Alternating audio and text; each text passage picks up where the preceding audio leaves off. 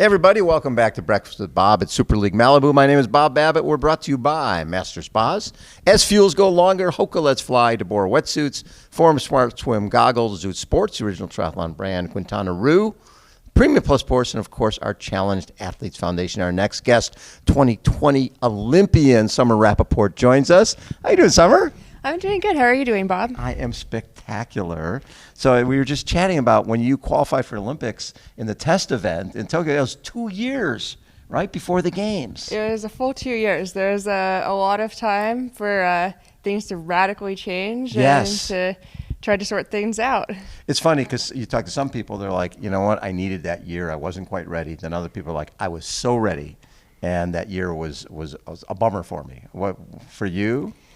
I was ready, and that year was a bummer for me. Yeah. I had a lot of momentum, and then when everything shut down with COVID, I had been training with my training group in Europe in a daily training group environment. Then I had to go back to the U.S., and I was by myself, and it was really hard. And no place to train. There's no place to train. I didn't swim for 2 months. Oh my God! So, you lose that feel and the whole bit. Yeah, so it was definitely hard, and I'm definitely somebody that benefits from a group environment. So yeah, it was kind of hard to get rolling again after that. I remember meeting your collegiate coach from Villanova. This is at UCSD in San Diego, and we set up to do an interview because I think it was Barb Lindquist who told me that he reached out to her and said, I have somebody who's a runner and a swimmer and will be a great triathlete. And now, did he see that in you before you did? Oh, absolutely. So I'm really lucky because Rick was a triathlete himself. Yes, that's right. He'd done Ironman. Yes, he had. That's right. And I had decided to sign up for a 10-mile road race for fun my freshman year of college after the swim season ended. And he recognized that my time was pretty good, especially since I was just going for honestly kind of random distance runs by myself, like no speed work. And he ended up putting me in touch with the Villanova track coach first. I walked onto that team, and then as I started to develop, he saw even more potential, and he put me in touch with Barb with the CRP, and that opened so many doors for me, and it's why I'm here today. Isn't it so funny that sometimes people see something in yourself that you don't see in yourself? Yeah, absolutely. And I didn't know that much about triathlon. I knew about long course racing and Ironman, but I didn't even know that short course racing existed.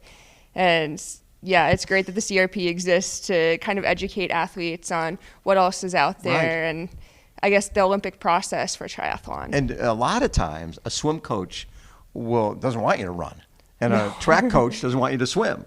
The fact that you had a coach who happened to be a triathlete and saw that and wasn't threatened by, hey, I bet the coaches worked together to make sure that they both got what they needed, but that you stayed healthy.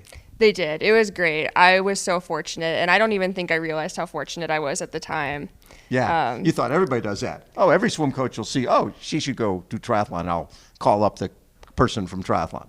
Yeah, I mean, swim coaches, I think in particular, are definitely a little bit more possessive than coaches in some other sports. Yes.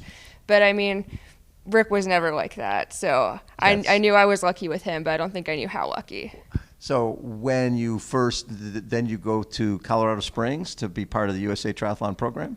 I did. We were in Colorado Springs for I think the first 6 months I was in the program, and then we relocated to Scottsdale, Arizona for the last 6 or so months that I was there. Were there points where you were like, what the hell am I doing? Oh, absolutely. I knew nothing about biking, nothing about transitions, nothing about running off the bike.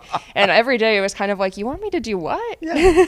Because the funny part of that is, I'm guessing you weren't thinking Olympics for swimming.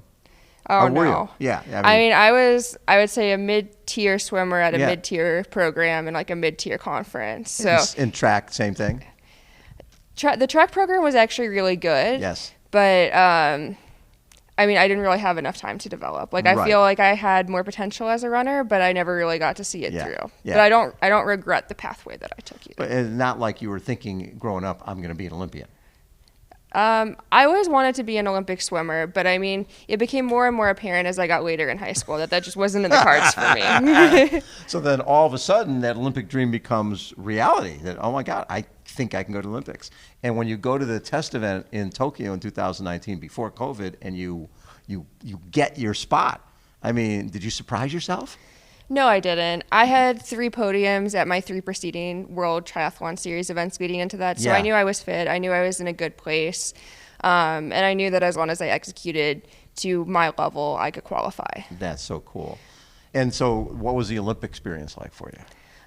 It was definitely tough.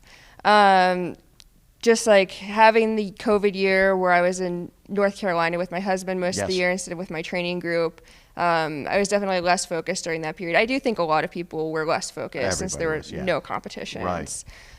But it was definitely hard just only having the opportunity to race a few times between 2019 and the Olympics. Yeah. I think I might have sought, like if I went back and did things differently, I probably would have sought out even more lower level races just because I just did not have the feel for racing back. Exactly. And so after, a lot of times you finish the Olympics and you're like, okay, it's time to move on and go do 70.3. But I'm guessing you're like, okay, I need to do this again. I need to do it right. Yeah, absolutely. And I think I had actually thought that I would retire after Tokyo. Okay. But in that period, I just realized how much I love what I do. Yes. And I mean, even now I want to keep racing for more years after this. Why not? Yeah. And especially, it's a really good era to be a professional triathlete because you've got Super League, you got World Triathlon. If you feel like jumping up to 70.3 or the PTO races, you can. You don't have to do a full, which sort of takes over your life. You can you can sort of do the training you're doing now and still be successful at multiple distances. Yeah, absolutely. I feel like a lot of doors are potentially open to me after next year, so I'm excited to see where things take me. So you'll stay in after the Olympics? I'm planning to. Nice. And what is your path to the Americans still with yourself and Katie and Taylor Knibb and Taylor Spivey and Gwen? I mean, we're so deep when it comes to great women triathletes, and only 3 can make it. Taylor's already got the spot, right? So there's 2 spots left. What's the pathway for you to get there? Yeah, so there will be one more automatic selection event next year. Okay. It'll be an Olympic distance event before the end of the qualifying period, which is the last weekend of May. So as of now, it's got to be in March, April, May, right? Yeah, wow. So right now there's 2 Olympic distance races, World Triathlon Championship Series events that have been named for that period, so we'll see which one ends up being selected, and then it'll be all in for that event the first half of next year. That's basically, and that's a fair amount of pressure. Yeah, and we have had 5 American women who have achieved top 8s in World Triathlon Championship Series events this year alone. Yes.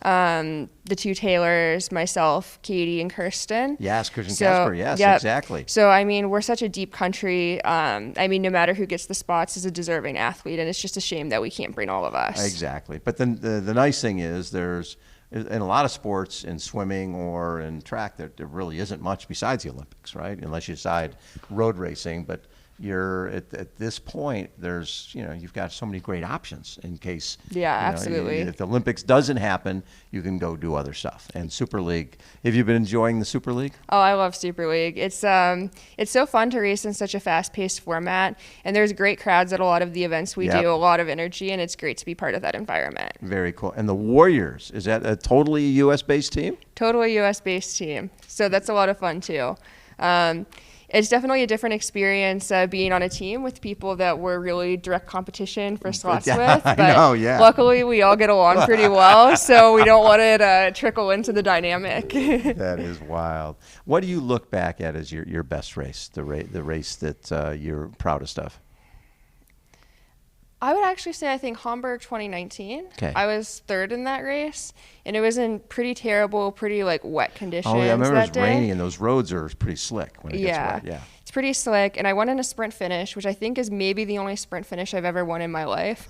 So I feel like there were just a lot of things that weren't typical summer success conditions. Right. And I really challenged myself on that day and really rose to the occasion, and I'm really proud of that. That is very, very, very cool. Now, this race is different than most races you're in because you got some surf. Yes. Do you like that?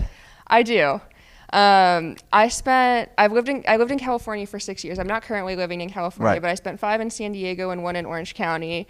So you're a surf girl. I wouldn't quite go that far, but I would say that I'm pretty comfortable in the surf. I'm maybe not one of the best girls. There's some girls that have surf life-saving experience, and it's hard to be on their level. No. But I mean, I feel like for somebody that doesn't have that level of experience, my skills are very reasonable. Cool. Now, have you done Malibu before? I did. I did Malibu last year. And what'd you think? I liked it. I loved the course. It was great to race. it was great to do a U.S. race. We don't have very many high-level races No. and short course in the U.S., so it's just great to have a home race. And really, are there any World Triathlon events in the U.S. at this point? Not above the Conti Cup level at this time. Wow. Hopefully, we're going to change that. Hopefully, it'd be really good. So, what was I looking at? So, 2019, the test event, you were what? 13 seconds ahead of Taylor Spivey for that spot. Yeah. I mean, all of these events end up being super close, super cutthroat. So, I mean, really just the smallest of errors can change everything. Favorite one of our Super League races? Which ones do you like best? And which format do you like best? Because this is eliminator format. Yeah, I like the eliminator. I think the triple mix is my favorite. Oh, okay. I'm a strong swimmer, but I would say my top end speed isn't the best. Okay. But I feel like I can really pick a lot of people off in the later swims and the later Yes. rounds of the triple mix. When other people start struggling, I feel like I really start to thrive on the swims. And I Yes. feel like there's not many opportunities to get to use that. So it's fun to have that format to get to use that. What's the rest of your season look like? I'm planning to be done after Neom, so we're getting close to the finish line. And then you take some well-deserved time. It's been a long season. It has been a long season. We started back in March in Abu Dhabi. Oh, my God. And that was, I think, 2.5 months after the last Abu Dhabi. So that Right. wasn't a big break. So I'm No. happy to have a full off season this year. Well-deserved off-season. Yeah. Summer, thank you so much for taking time, and give my best to Rick. I'll have to I send will. you. I'll send you that interview because we Yeah, had a I'll great have to time. listen to He it. was so excited when you made the Olympic team. He was like, "I think I know what I'm doing." Thanks so much for having me. A pleasure. Summer Rappaport has been our guest again. Breakfast with Bob from Super League Malibu. Hold on, we will be right back.